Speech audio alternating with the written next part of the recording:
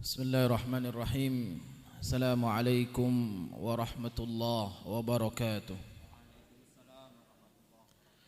Innal hamdalillah nahmaduhu wa nasta'inuhu wa nastaghfiruh wa na'udzu billahi min shururi anfusina wa min sayyiati a'malina. Man yahdihillahu fala mudilla lahu ومن يضلل فلا هادي له وأشهد أن لا إله إلا الله وحده لا شريك له وأشهد أن محمدا عبده ورسوله اللهم صل وسلم وبارك على سيدنا محمد صلى الله عليه وسلم وعلى آله وصحبه أجمعين. اللهم بك أصبحنا وبك أمسينا وبك نحيا وبك نموت وإليك النشور. اللهم لا سهل إلا ما جعلته سهلا وأنت تجعل الحزن إذا شئت سهلا. سهل لنا أمورنا وارحمنا برحمتك يا أرحم الراحمين. Ikhwan dan akhwat fiddin rahimani wa rahimakumullah. Jamaah sekalian yang dimuliakan oleh Allah Subhanahu wa taala, alhamdulillah, yang pertama kita bersyukur kehadirat Allah Subhanahu wa taala atas segala limpahan karunia, indahnya iman dan Islam, dan nikmat sehat dan juga sempat sehingga kita dihimpunkan oleh Allah di tempat yang penuh keberkahan ini. Mudah-mudahan Allah Subhanahu wa taala mencatat amal kita pada pagi hari ini sebagai amal yang saleh. Amin ya rabbal alamin.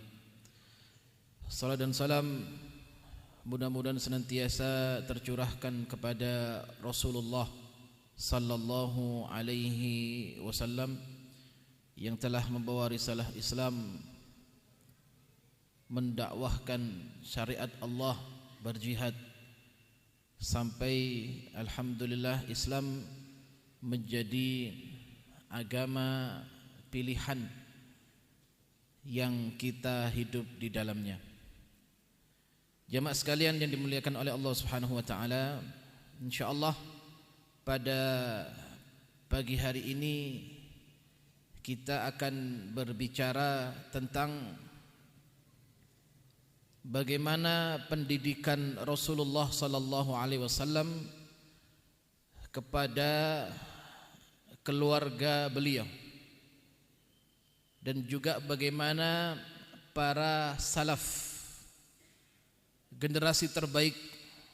Kata Rasulullah, khairul quruni qarni thumma alladhina yalunahum thumma alladhina yalunahum, yang mana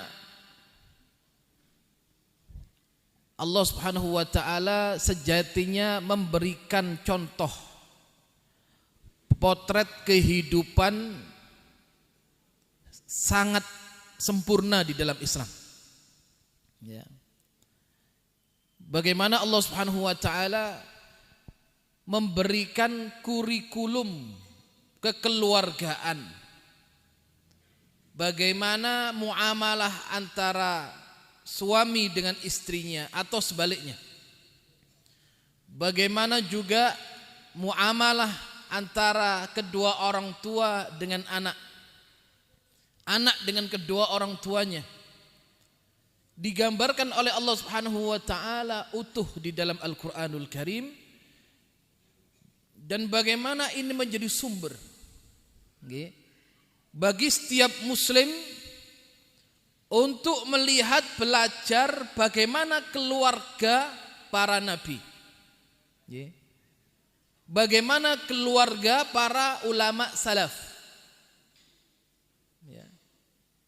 bagaimana keluarga orang-orang terbaik. Ini kita sama-sama senantiasa belajar, ngangsu kaweruh dalam rangka bagaimana kita memberikan pola tarbiyah dan pendidikan kepada anak kita ini dengan tarbiyah yang benar. Ya. Maka ada satu ungkapan, didiklah anakmu karena anakmu akan tiba di suatu masa yang tidak sama dengan masamu. Ya. Didiklah anak Anda karena dia akan ada pada masa yang tidak sama dengan masa Anda. Wallahu ta'ala alam. Kita ini berada di penghujung zaman. Kalau dalam sabda Rasulullah, kita ini berada di fase terakhir dari fase yang disabdakan oleh Rasulullah sallallahu alaihi wasallam. Tidak tahu nanti kapan munculnya Imam Mahdi. Apakah generasi anak kita, atau generasi cucu kita, atau cicit kita, atau anak keturunan kita. Ini tanggung jawab orang tua apa? Meletakkan batu pertama, meletakkan dasar-dasar pondasi kebaikan untuk keluarganya. Maka ada satu ungkapan, salahul walidain min asbab salahul abna. Solehnya kedua orang tua menjadi sebab besar solehnya anak keturunan. Maka ada ahadus salaf, beliau mengatakan, tatkala aku salat, ya, bagaimana saya khusyuk menghadap Allah Subhanahu wa taala, maka salat sunnah itu aku tambah bilangan rakaatnya, ya, karena aku ingat anak-anakku.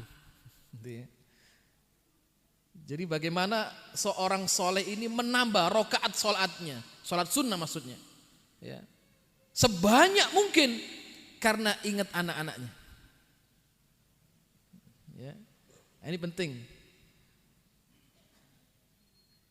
Maka kesolehan kedua orang tua menjadi sebab besar baiknya keturunan.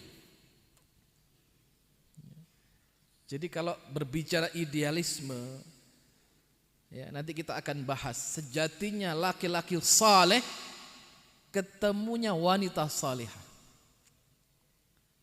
Atau sebaliknya, wanita salihah bertemunya dengan laki-laki yang saleh.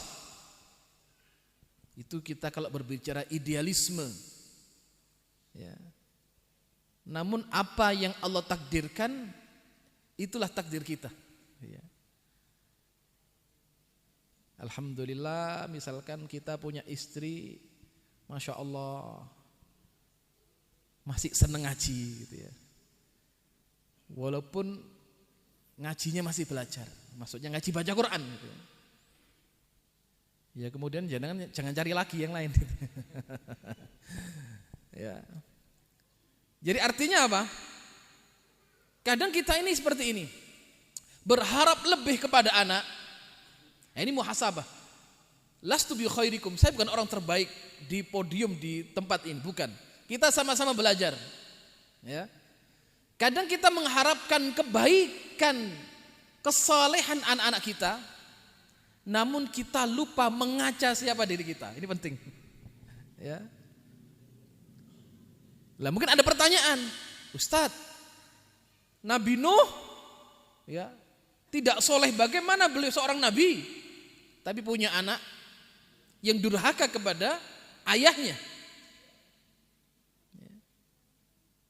Bagaimana Lut? Nabi Lut punya istri. Bagaimana istrinya Fir'aun, Asya bintu Muzahim, punya suami yang demikian. Maka artinya semua apa yang Allah berikan kepada kita ini ujian yang datang dari Allah Subhanahu wa taala. Wa nabluukum bisyarri wal khairi fitnah. Ya. Maka kita ini punya anak. Setiap anak kita punya karakter yang berbeda-beda. Maka kata Rasulullah, tazawwaju al-walud al-wadud fa inni mukatsiran bikumul umam. Nikahilah para wanita yang punya banyak anak, berpotensi punya keturunan. Karena aku akan berbangga terhadap banyaknya umatku. Kalau dulu ada sosialisasi keluarga bahagia, keluarga berencana, nanti kawan pinten, loro, 2 anak cukup, bukan keluarga besar. Maka terkadang kemudian seseorang membatasi kelahiran anak, takut 1, tidak bisa memberikan makan, 2, khawatir pendidikannya, 3, berat ngurus anak lebih daripada 2. Anda kalau lihat di luar Islam, ya, jarang mereka itu punya anak 2, 1 enggak ada. Ya. Dan lahirnya banyak keturunan ini bisa menjadi perang politik dalam satu penentuan perebutan daerah gitu ya. Dan diteliti, munculnya anak yang hebat, yang luar biasa, itu boleh jadi anak ketiga ke atas. Coba kita lihat, anak kita yang pertama, kecondongannya mesti nurun bapaknya. Gini buatan, jenengan kalau punya anak ini nurun sopo sing barep. Ya. Kebanyakan anak barep itu secara karakter, sifat mirip bapaknya. Ya, jenengan punya anak barep gitu loh. Oh iya, ya pasti ngoten. Ya. Itu psikis. Ya. Jadi sangat terkait kenapa laki-laki yang soleh itu nanti bisa punya anak yang baik. Imam As-Suyuti rahimahullah niku waktu kecil punya julukan Ibnul Kutub, anak buku, atau kalau bahasa kita kutu buku, suka baca buku. Kenapa? Bapaknya seorang ulama. Ya. Jadi tatkala istri beliau hamil, Imam As-Suyuti berada dalam kandungan ibunya, dalam rahim ibunya. Ayahnya suka memerintahkan istrinya untuk mengambil tumpukan kitab para ulama di rumahnya. Wah istriku, ambilkan kitab karya Syekh Fulan bin Fulan, ambilkan kitab ini, karya ini. Sampai istrinya hafal. Ya. Nah, psikis yang dihadapi oleh ibu nurun kepada anak. Ya. Maka di dalam Islam ada bagaimana pola pendidikan itu dimulai semenjak anak berada di dalam rahim ibunya. Makanya kalau wanita hamil tidak boleh diganggu psikisnya. Kenapa? Dia akan nurun kepada anaknya. Gitu ya. Jadi insya Allah kalau jenengan ada yang mau program punya anak lagi, kalau ada, kalau enggak 2 anak cukup itu, guys, oke, enggak apa-apa. Insya Allah semuanya hidup. Ya, kadang tawakal kita ini kalah ambil tawakal mbah-mbahe dhewe biyen. Mana ada dulu kita punya nenek moyang anaknya cuma 1, enggak ada.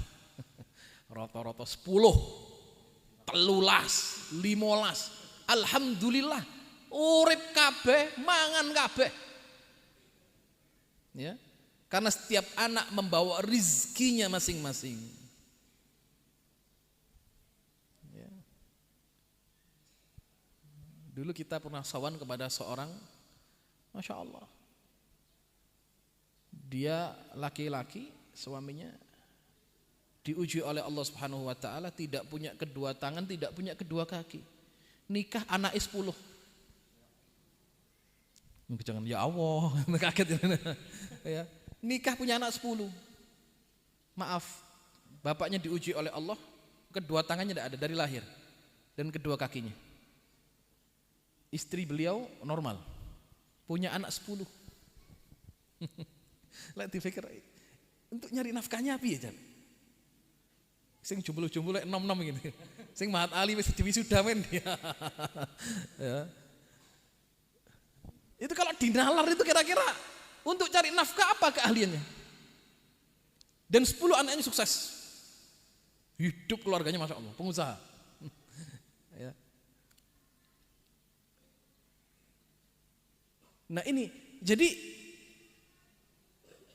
Islam ini ingin dikecilkan jumlahnya, gitu loh. Ya. Lewis lurus gede-gede ya wis mari ya. Maka psikis ibunya harus bagus.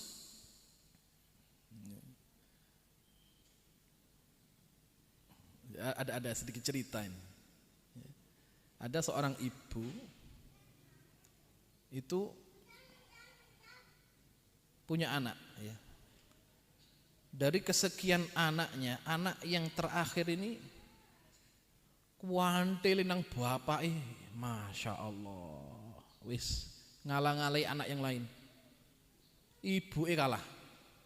Sedikit-sedikit abi, titik-titik bapak. Sampai ibunya heran, iki anak kok gak lengket ke saya tapi nang bapake. Ya, kemanapun ditangisi, ditanyakan bangun tidur mencari bapaknya, bukan ibunya. Wendong bapaknya terus genong ibu ora tau gelem. Jarang mau. Ya. Akhirnya kemudian ditanya, boleh jadi psikis ibunya terganggu waktu hamil gitu ya. Nah, qadarullah ternyata waktu usia kehamilan dari muda sampai mau melahirkan, bapaknya pingin rabi maneh. Paham gak? Paham gak? Abinya mau nikah lagi, mau ta'adduduz zaujat, poligami. Ya. Nah, ibunya terganggu. Dia takut kehilangan suaminya. Ya. Dengan nanti kalau menikah lagi, maka berpengaruh kepada anaknya. Bagaimana anak ini kemudian takut kehilangan bapaknya? Coba itu. Ya. Ini psikis. Jadi sangat pengaruh.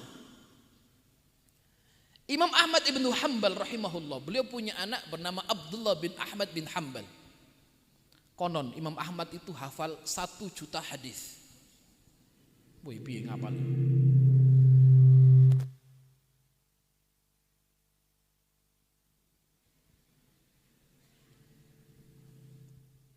Ngapal 1 juta hadis. Masya Allah, mudah-mudahan dadi ulama re.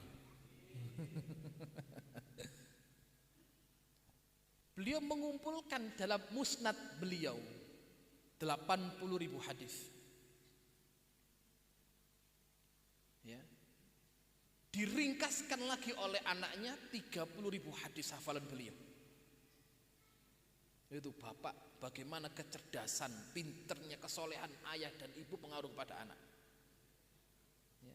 Maka tidak ada seorang anak yang banyak meriwayatkan hadis dari bapaknya seperti Abdullah bin Ahmad ibn Hanbal. Itu gak bisa dibayangkan dulu ya, kecerdasan para salaf itu kok bisa seperti itu. Bagaimana mereka bisa menghafal sekian banyak hadis.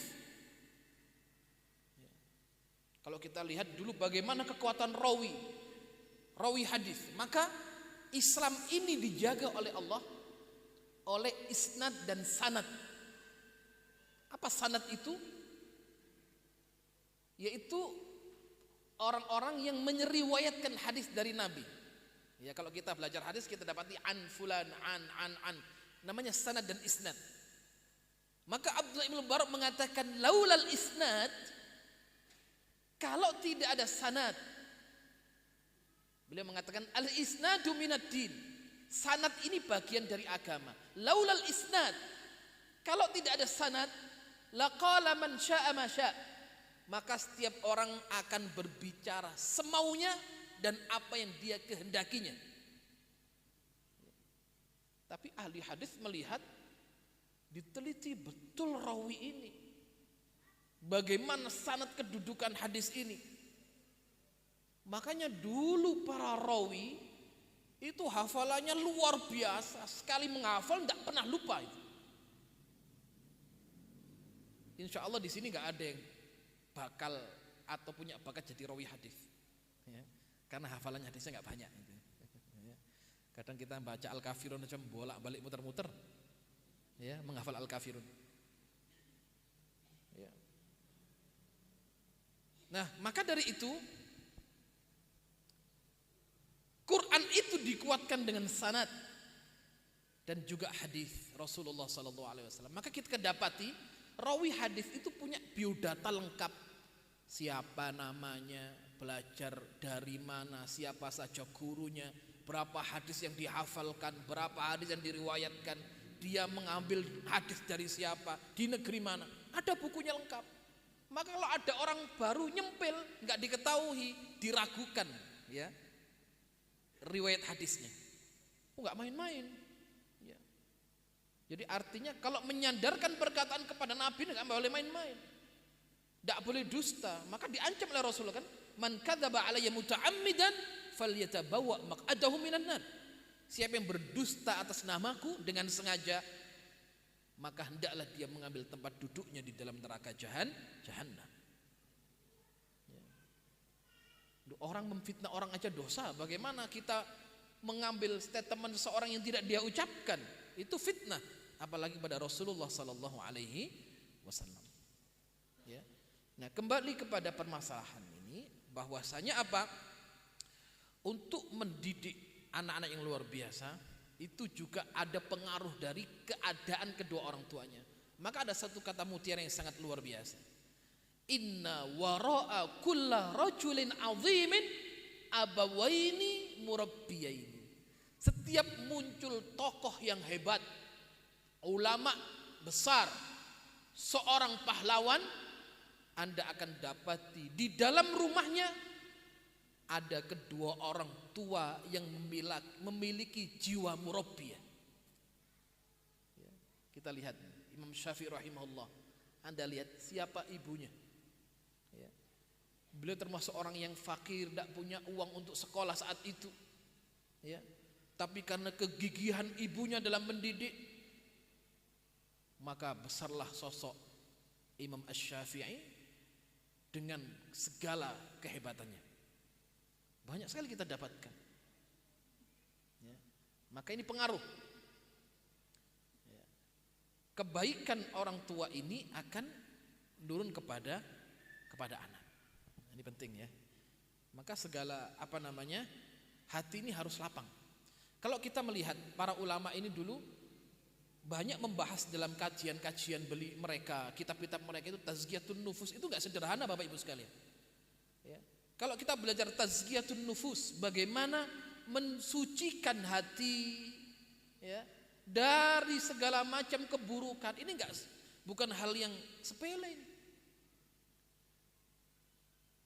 Maka Ibnu Hajar Al-Haythami, setiap beliau habis kumpul dengan kawannya, habis silaturahim dengan kawannya, kumpul-kumpul dengan sahabat-sahabat beliau bisikkan kepada mereka kalimat apa? Istighfar dan maafkan. Istighfar, lapangkan dada kalian. Ya. Kalau kita berbicara tazkiyatun nufus, ini bukan hal yang sederhana. Ya. Bagaimana di dalam Islam ini orang pikirannya harus bersih, hatinya harus bersih. Orang sakit sekian persen saja dari makanan. Faktor terbesar adalah dari pikiran dan kotornya hati. Ya. Saya dulu pernah ngantar ibu saya hemodialisa, cuci darah. Ya. Masya Allah, 5 jam minimal orang nunggu cuci darah. Gak boleh tidur, gak boleh ngantuk. Tidur dimarahi sama ini perawatnya. Kenapa? Suatu saat bisa ngedrop orang tua itu. Ya. Akhirnya datang dokter muda, nanya saya, ngentos sisitan Pak, ibu kula, gerah nopo, stroke sampai cuci darah. Dokter ini bilang ke saya, Pak, wong lek pengin sehat itu intinya no, pikirannya digawe enteng, atine digawe bersih. Itu dokter. Itu kalau di dalam kajian kitab Tazkiyatun Nufus, bagaimana kita ini diajarkan untuk husnudzon kepada setiap orang. Gitu ya. Oh, ini kan berat. Makanya Kanjeng Nabi ini pernah mentazkiyah seseorang masuk surga bukan karena sholatnya. Ya. Kan ada akan datang sesaat lagi ahli surga. Ditunggu para sahabat-sahabat. Siapa? Datang seseorang dengan wajah bekas air wudhu di wajahnya, dengan sandal yang dia bawa. Oh, ini ahli surga ini, masya Allah. Kami nggak kenal siapa orang ini, bukan sahabat yang tersohor, gitu ya. Besok lagi dikatakan akan lewat ahli surga, datang orang yang sama sampai 3 kali. Maka datanglah seorang sahabat Nabi ke rumahnya. Mohon maaf, saya diusir sama bapak saya, tidak boleh pulang. Boleh saya tidur di rumah jenengan? Boleh, silakan. Untuk apa? Untuk mengamati bagaimana sholatnya, puasanya, tilawahnya. Ternyata setelah diamati agak sedikit kecewa. Saya tak pulang saja. Masa kayak gini ahli surga, sholatnya tidak lebih baik dari sholat saya, puasanya tidak lebih banyak dari puasa saya, tilawahnya tidak lebih banyak daripada saya. Ya. Begitu mau pulang dia berkata, wahai fulan, maaf saya ini dusta kepada anda. Saya ini tidak diusir sama ayah saya. Cuma saya ini dengar Kanjeng Nabi ini bersabda jenengan nanti masuk surga ini. Amal apa yang anda lakukan? Apa yang beliau jawab? Wahai fulan, anda tahu apa bagaimana amal saya? Sebagaimana yang kamu lihat. Namun saya ini punya kebiasaan setiap mau tidur, saya memaafkan setiap orang yang mendolimi saya sebelum mereka minta maaf, dan aku sebut nama mereka satu persatu, aku doakan kebaikan untuk mereka. Nah, kata sahabat ini, inilah amalan yang berat untuk dilakukan, gitu ya. Maka Sayyidina Umar mengatakan, anda husnudzon kepada orang salah lebih baik daripada suudzon yang benar. Paham ya? Anda husnudzon sama orang, positive thinking sama orang, husnudzon sama orang salah lebih utama daripada Anda suudzon tapi benar. Itu ya, subhanallah. Jadi nggak sembarangan ya para ulama dulu banyak mengkaji dalam kajian Tazkiyatun Nufus, bagaimana orang pikirannya harus ringan, hatinya harus mudah memaafkan. Ya. Jadi penyakit-penyakit berat itu ya, kanker atau apapun, ya, itu rata-rata permasalahannya hati. Orang itu punya permasalahan dengan siapa? Bisa jadi. Walaupun ada sisi medis, kadang orang punya penyakit ya, tapi ada sisi ruhiyah yang bermasalah dalam ruhiyahnya. Mungkinkah dia punya permasalahan dengan orang lain? Gitu ya. Jadi yang paling dekat dengan suaminya, kalau yang sakit istrinya, itu dikorek, punya masalah apa dengan suami anda. Nah, ini artinya apa? Hati yang bersih, husnudzon kepada orang ini membawa pengaruh yang besar. Ya. Makanya ibu ini kalau lagi nesu, bapak nesu, jangan pernah menyumpah anak dengan keburukan. Sumpah dengan kebaikan. Ya, untuk anak nawakal, masya Allah, wah, kayak suatu kandani. Dungakno, muga-muga dadi hafid leh besok awakmu. Masuk jenengan nesu. Oh jadi sumpah modar meneh mati tenanan meneh. Jangan. Ya. Karena ibu itu doanya mustajab. Ibu itu firasatnya luar biasa ya. Kalau anda mangkel mbek anak, ojo didongakno elek. Doakan yang bagus. Leleh maksud. Astagfirullahaladzim. Muga-muga dadi imam Masjidil Haram. Doakan kebaikan. Semoga-moga jadi ulama besar. Doakan kebaikan. Ya. Kenapa? Karena setiap kata ini adalah doa. Ya. Dan kita tidak tahu kata mana yang kemudian ditangkap oleh Allah dan diijabah.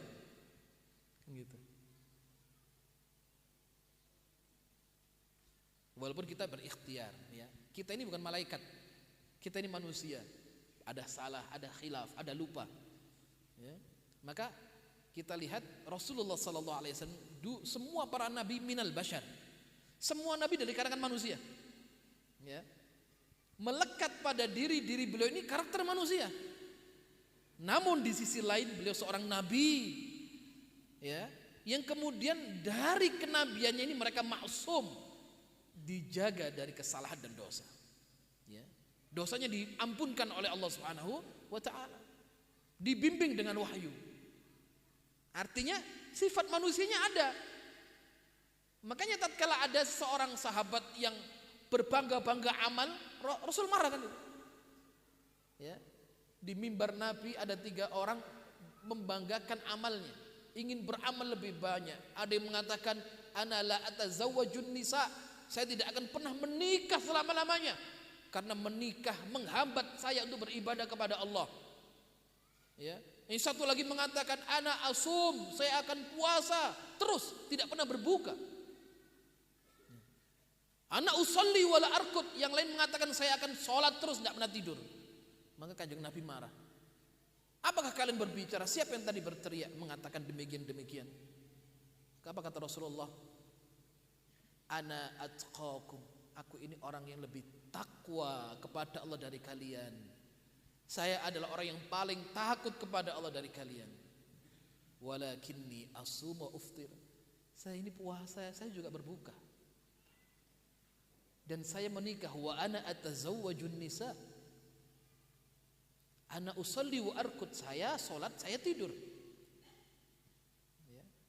Melekat pada diri beliau adalah siapa? Karakter manusia. Karena beliau manusia. Ya. Tapi beliau adalah seorang Rasulullah sallallahu alaihi wasallam. Nah, maka dari itu, kesolehan kedua orang tua ini sangat memberikan pengaruh besar kepada anak. Nah, nanti misalkan yang mau nikah ini, piye aku ben oleh jodoh sing soleha, berusaha soleh nih si awakmu, gitu. Ya. Solehkan dulu, berusaha jadi orang baik, insya Allah ketemu orang baik kan gitu ya. Al arwahun junudun mujannada. Jadi ruh-ruh itu adalah seperti arwah junudun mujannada, seperti tentara yang berbaris rapi. Wong ki lek apik ketemu wong apik. Istilahnya ada istilah satu frekuensi. Ya. Makanya orang akan bergaul dengan orang yang punya karakter cenderung mirip. Bestie, bisa orang punya bestie nggih? Apa bestie? Konco plek. Aku lek gak metu mbek iki gak iso. Nah, kadang gitu. Gak cocok. Karena ada satu frekuensi yang sama. Karena kita nyaman dengan seseorang, tapi kurang nyaman dengan orang yang lain, gitu ya. Aku tak dolan mbek kayaknya ada satu frekuensi yang sama. Ya.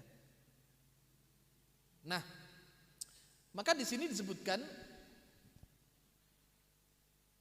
setelah kita beberapa saat yang lalu membahas bagaimana bentuk tarbiyah Nabi kepada anak, ya, dikawal dari bayi, bagaimana diajarkan, ditanamkan nilai-nilai akidah sampai dia kemudian baligh.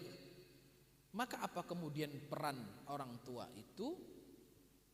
Yaitu mencarikan jalisus salih, mencarikan teman yang saleh, ya, dan lingkungan yang baik. Ini penting. Ya. Wong tua ini wis usaha apik, alhamdulillah.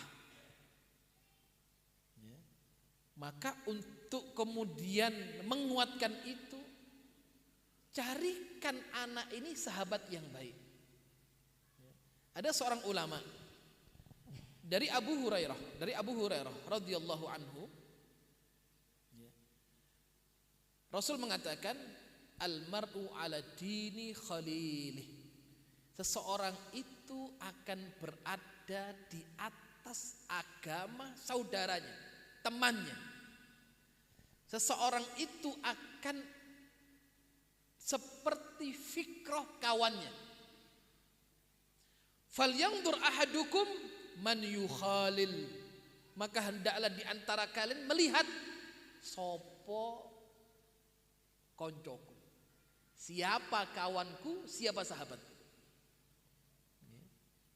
Jenengan lek koncone wong soleha sing seneng-seneng ngaji, insyaallah ya, Anda akan seperti itu. Tapi kalau jali sisu, wah ini ngeri. Nah, salah satu bentuknya apa? Mencari pendidikan yang terbaik untuk anaknya. Ini tanggung jawab orang tua nih. Ya seorang tua iki isone mek ndongakno anak, memberikan arahan, memberikan petunjuk hidupnya gitu ya. Kemudian mencarikan uang dah. Itu kerjanya orang tua. Ya. Nah, salah satu tanggung jawabnya apa? Mencari pendidikan terbaik. Lingkungan yang terbaik untuk anak-anaknya. Ya, karena sekarang mencari bi'ah Qur'aniyah, lingkungan orang-orang yang seneng ngaji ini berat ya. Kadang anak dhewe sekolah isuk sampai jam 2 ya. Jam 2 dolen mbek tanggoe. Ya, tidak sedikit muncul apa? Ada sedikit hal-hal yang mengganggu. Virus-virus ya sekarang ini media sosial cukup luar biasa ya. Kadang kita ini punya anak lebih betah di rumah berjam-jam daripada main ya, apalagi ada fasilitas HP. Anak sekarang umur 2 tahun wis ngerti HP, umur 2 tahun ya. Kadang orang tuanya simpel, yang penting gak nangis gak apa-apa ya. Pirang-pirang jam yang penting meneng. Wah anak sekarang ya. Makanya mentalnya saiki iki mentalnya cengengan gitu. Beda dengan fase usia-usia panjenengan dulu. Wis dolan nang dinti. Belum ada ya, perkembangan zaman belum seperti sekarang. Dan ini tidak bisa kita hindari, namun bisa disikapi gitu. Ya. Anak sekarang digetak tok wis nangis. Dulu zaman jenengan, zaman saya itu dulu lek soboni nang kali, nang sawah ya ora apa-apa. Sing penting tarhim wis di omah. Oh, biasanya bapak wis nggawa pecut iki. Lek tarhim kate adzan gurung mule, tas wis nangis ya. Oh, dolen oleh sing penting lek salat. Gitu. Maka survive-nya orang dahulu, tahan bantingnya luar biasa daripada anak sekarang. Kenapa? Karena pengaruh. Anak kita kadang sekarang terampas waktu bermainnya. Kenapa? Ya ini ada gadget ini sudah. Kelas di situ. Sekarang anak lebih suka TikTokan misalnya. Tontonannya TikTok. Bagaimana mau bentuk karakter Qur'ani, karakter mujahid, berat. Tantangannya berat sekali. Akhirnya contoh-contoh ya film-film Korea. Idolamu sapa? Bintang Korea. Wis ngono kae, sing lanang wayu, livenan, ya. Wis ngono kae. Jadi orang itu sebenarnya terbentuk dengan lingkungan, dengan apa yang dia lihat, apa yang dia baca. Makanya bacaan itu membentuk karakter. Tontonan itu membentuk karakter. Bacaan membentuk karakter.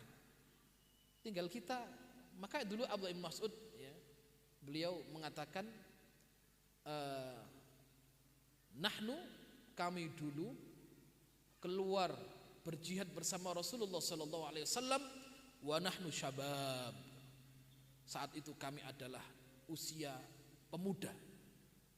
Jadi masih sahabat-sahabat pemuda-pemuda wis sama Kanjeng Nabi memang. Ya.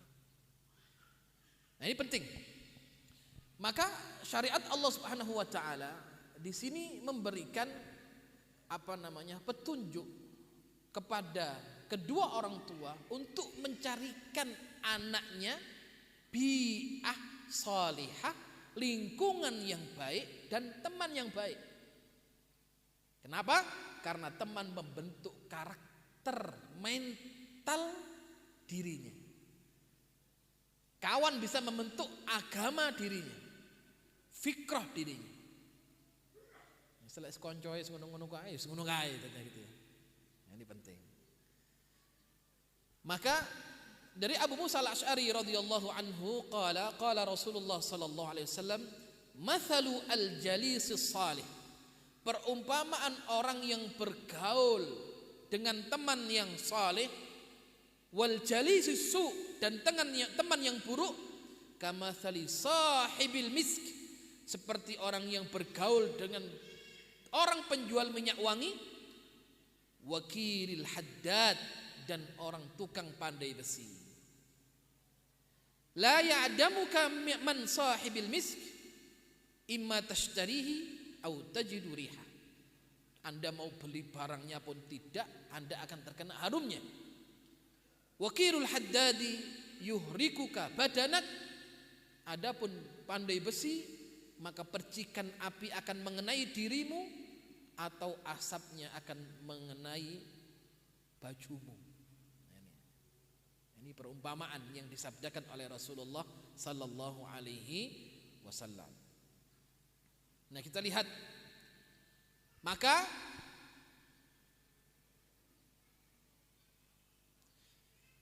kenapa di dalam Islam hal ini sangat diperhatikan? Karena ahlul fisq wad dhalal, sebagaimana difirmankan oleh Allah Subhanahu wa taala, la ya'lamuna illa fujuran wa isyanan. Dia tidak tahu kecuali keburukan. Ahlul dhalal itu tidak tahu kecuali keburukan.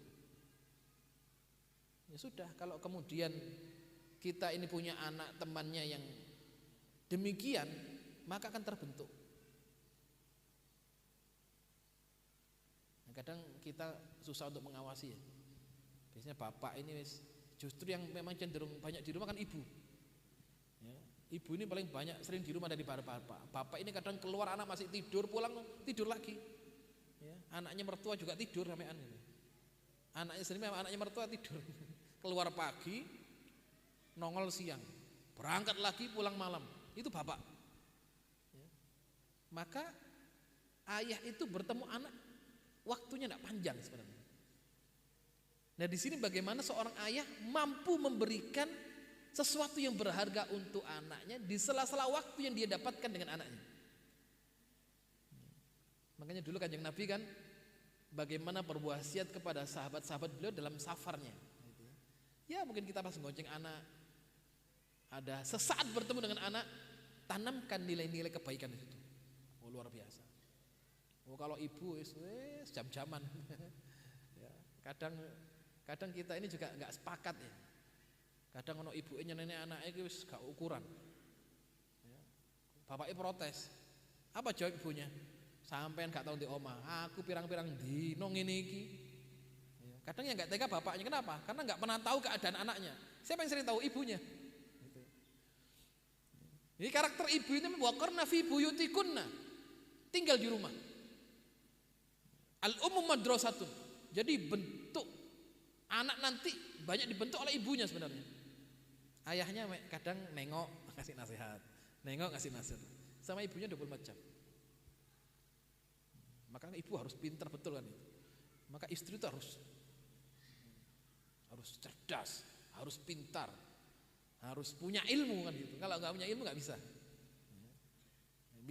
Minimal ditanamkan kebaikan itu.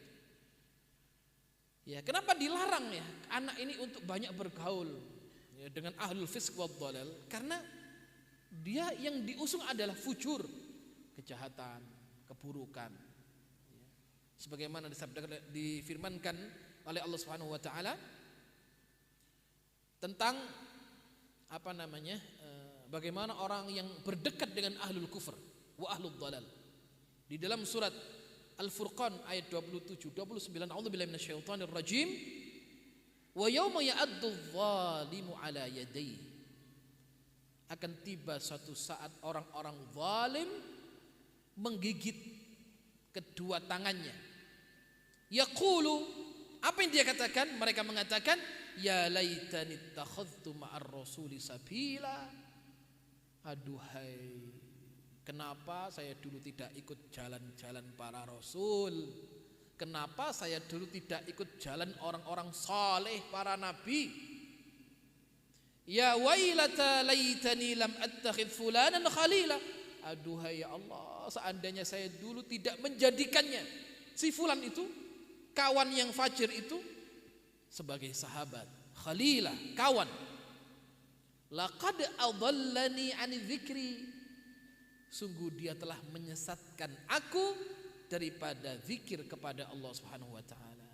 Ba'da ijja'ani, setelah datang kepadaku kebaikan, wa kana syaitanu lil insani khadhula, maka syaitan itu penipu bagi manusia. Kalau perintah Allah dalam surah Al-Kahfi, wasbir nafsaka ma'al ladzina yad'una rabbahum bil ghadati wal 'ashyi yuriduna wajha. Sing sabar kumpul ambek wong saleh.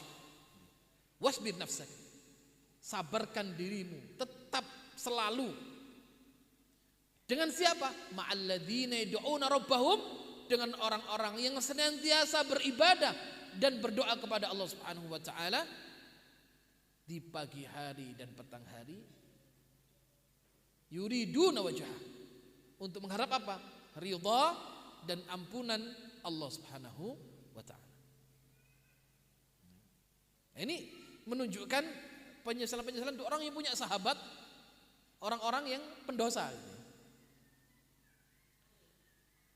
Dan juga dikatakan di dalam surat Az-Zukhruf, ya, ayat yang ke-67, al-akhillau, teman-teman akrab, teman-teman sejawat, yauma idzin, pada hari itu, pada hari kiamat, ba'dhum li ba'dhin aduwwun, masing-masing dari mereka akan menjadi musuh, illal muttaqin, kecuali orang-orang yang bertakwa kepada Allah Subhanahu wa taala. Ini sahabat, maka sahabat sampai ke surga, benar. Teman sampai di surga, keluarga sampai di surga. Ini yang karena arwahnya mujannadah, satu frekuensi tadi, satu fikrah, satu hati dalam kebaikan. Makanya orang-orang baik akan bertemu dengan orang-orang baik. Maka hebatnya Islam itu, maka ada ungkapan nahnu na'rifur rijala bil haqq wala na'riful haqqi bir rijal. Itu hebatnya Islam. Apa artinya itu? Kami ini mengenal pahlawan, sosok laki-laki dengan kebenaran. Bukan kami mengenal kebenaran dengan sosok tokoh seseorang, bukan. Ini peristiwa ini muncul, ada cerita, ada seorang raja baru masuk Islam. Karena masih baru masuk Islam, waktu tawaf di Makkah, dia tersenggol oleh seorang badui. Dipukullah badui ini sampai hancur mukanya, banyak darahnya. Maka lapor kepada Kanjeng Nabi. Setelah lapor, dipanggil orang yang mukul ini, mau dikisos. Maka raja ini marah. Apa yang dia kata? Dia berkata kepada Nabi, saya ini raja, saya ini bangsawan, bagaimana Anda mau menghukum saya? Saya mengira dengan masuk Islam saya ini, saya adalah tetap bangsawan dan raja, dan artinya apa? Bisa berbuat apapun. Maka di sini Islam apa? Nahnu na'rifur rijal bil haqq.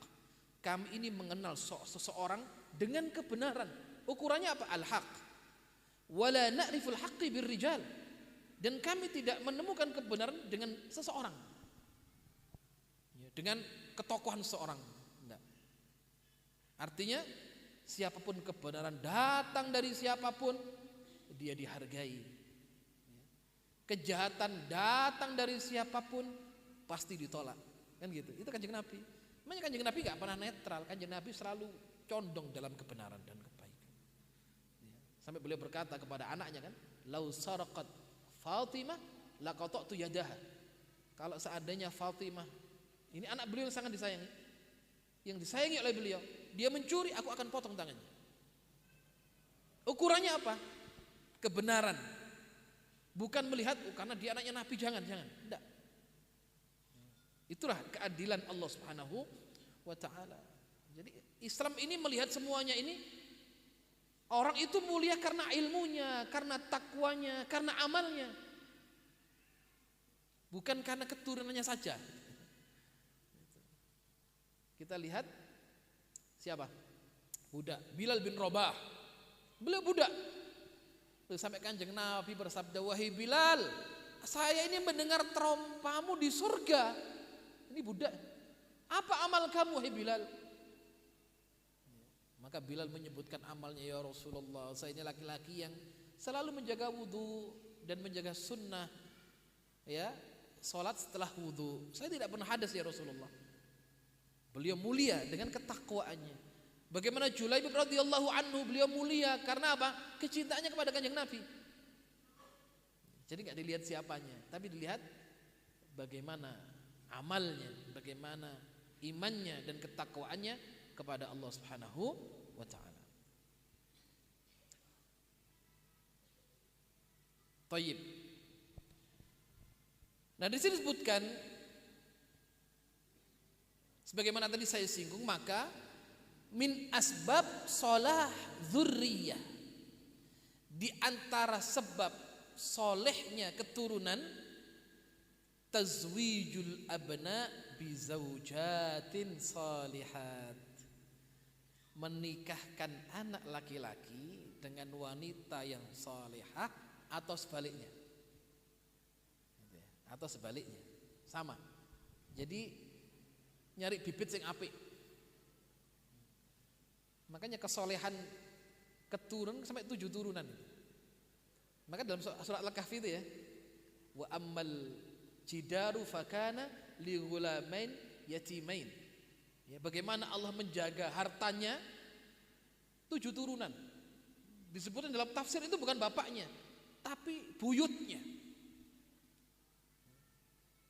Makanya orang tua yang soleh, dia akan menjaga keturunannya. Dijaga segalanya sudah, keturunannya dijaga, hartanya dijaga oleh Allah. Sebabnya apa? Bapak ibu wong apik, gitu aja. Mungkin kadang gini, aku kan duwe anak. Kadang ya, mungkin ada orang cerita, saya ini punya anak, kabeh iki apa latar belakangnya umum. Kok anak nyempel siji mondok, condongnya ke agama. Lek dihitung nurun sopo kan gitu ya. Bapak yo gak tahu mondok, ibu yo ora tahu kenal pondok pesantren, misalkan ya. Anaknya di sekolah ke kabeh kuliah, nenek sing mondok. Kok di tengah nyempel sih aneh dewe.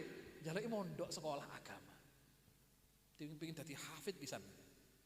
Lek bikin turun sopo, nah itu ya.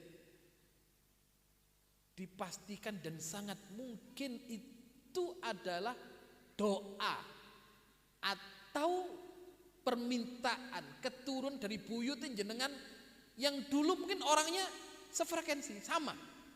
Ya mungkin kita dulu punya buyut lek disambungke ono sing ulamanya gitu ya, ono wong sing solehnya, ada orang agamanya.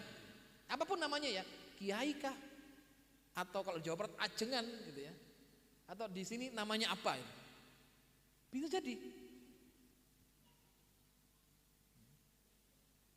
Nah syukur-syukur jelas ya, bapak ibu ini ulama, wana itu ulama kabeh, itu masya Allah ini. Jadi ini memang keturunan dijaga oleh Allah Subhanahu wa taala. Dan ini menjadi asbab ya. Walladzina amanu wattaba'athum dzurriyyatuhum. Makanya besok keluarga ini di samping kumpul di dunia akan kumpul di surga. Dan orang-orang yang beriman akan diikuti oleh dzurriyyahnya, keturunan-keturunannya.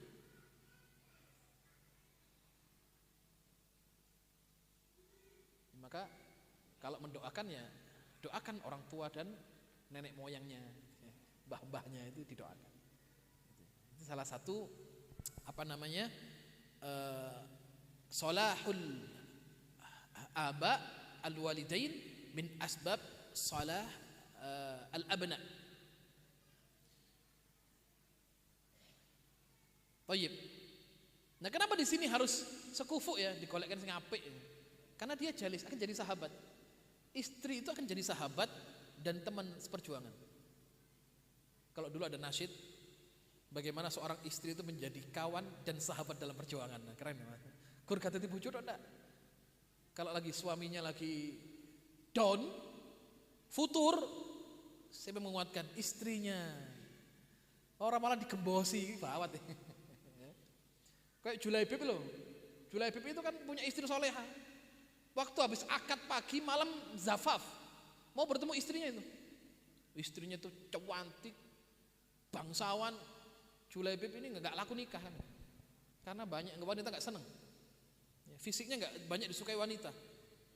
Tapi coba, waktu ada panggilan jihad, apa kata Julaibib? Wahai istriku, tidak selazimnya bagi seorang Julaibib untuk bersama istrinya, sedangkan Nabi berjihad di jalan Allah Subhanahu Wa Taala. Tidak bisa Julaibib diam. Izinkan aku pergi wahai istriku, mengikuti Rasulullah SAW. Apa kata istrinya? Wahai Julaibib, berangkat. Jangan engkau jadikan aku fitnah yang menghalangi engkau daripada jihad fisabilillah. Wah, ini mantap ya. Ini sahabat luar biasa. Ojo mas, tas akad mau isuk tik nang ndi jenengan. Kan gitu. Lek ujane saiki ya wis manten akad isuk subuhne masbuk ngono wae. Ya. Katik nang masjid digandoli bojone. Ojo mas, kene ae. Salat bisa jamaah di rumah dengan saya kan gitu. Ya, iki subhatnya itu. Jamaah di omah, mbek sapa? Mbek bojoku. Nah gitu ya. Ini godaannya mas sekarang. Kenapa? Laki-lakinya soleh, perempuannya solihah, jalisah solihah. Jadi teman terbaik itu ya istri sebenarnya. Jadi malah jangan dipanas-panasi. Misalkan suami punya masalah dengan tetangga, dicocoi, ndang labrakan mas, lalu jangan ya. Itu berarti apa? Mengajak kepada tidak baik. Sing ngedem-dem malah istri. Sabar toh bi. Nah, kita sabar Pak, sabar. Itu jalisah saleh. Dan juga waddu'a li auladin minal qalbi wal lisan bisidqin wa ikhlas. Ini penting ini Bu. Jangan lupa banyak-banyak berdoa untuk anak. Doakan yang terbaik. Ya. Doakan yang terbaik. Nah, doa dengan sifatnya langsung diijabah. Ada yang kemudian jadi tabungan nanti di akhirat. Ada yang Allah kabulkan di saat yang tepat. Jadi istilahnya karena rugi nih wong donga niku. Kadang mungkin kita suudzon sama Allah gini, aku ingin donga ora tau dikabulke, jangan. Ya. Husnudzon sama Allah lek gak dikabulke mugi-mugi jadi tabungan. Mugi-mugi di saat yang tepat Allah ijabah. Nah gitu ya. Jangan donga pirang-pirang ora tau kabul, rasul donga sisan. Wah, ini Allah nanti murka. Banyak-banyak doa, apapun minta kepada Allah Subhanahu wa taala. Nanti kita tidak tahu doa mana yang dikabulkan kalau semuanya banyak yang diminta kepada Allah Subhanahu wa taala. Di sini katakan li anna da'watul walid ala waladihi mustajab. Karena doanya bapak ibu sangat-sangat mustajab ya untuk anak-anaknya. Nah, mudah-mudahan yang sedikit ini bisa memberikan pelajaran untuk kita semuanya. Mudah-mudahan Allah Subhanahu wa taala jadikan keluarga kita dzurriyyah shalihah, ya, keturunan ingkang sae, keturunan yang saleh, keturunan yang baik. Mudah-mudahan Allah Subhanahu wa taala kumpulkan kita kelak sebagaimana Allah kumpulkan kita di dunia ini, Allah kumpulkan kita di surga Firdaus al-A'la bersama para nabiyyin was-siddiqin wasyuhada'i was-salihin wa hasuna ulaika rafiqa. Jazakumullahu khairan katsira. Assalamualaikum warahmatullahi wabarakatuh. Waalaikumsalam warahmatullahi wabarakatuh. Syukuran jazakallahu khair dumateng Al-Ustaz Alif Bakhtiar Al-Habis kan sampun ngaturaken tausiah kaitanipun kalih pendidikan anak ugi tiyang sepuh